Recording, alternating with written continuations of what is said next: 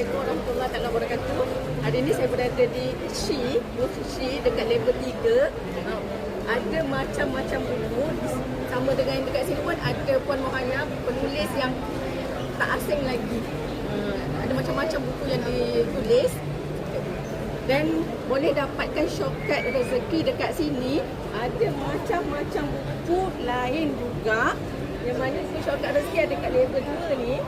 Apa yang menarik tentang buku shortcut rezeki ni ialah berkaitan dengan perniagaan. Orang yang berniaga kecil-kecilan, dia perlu kepada sokongan. Kan?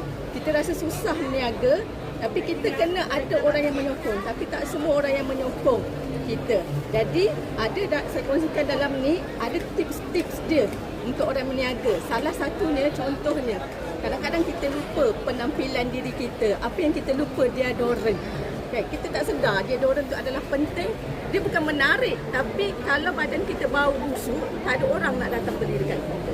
Okay, jangan lupa dapatkan shortcut rezeki dekat booth Shi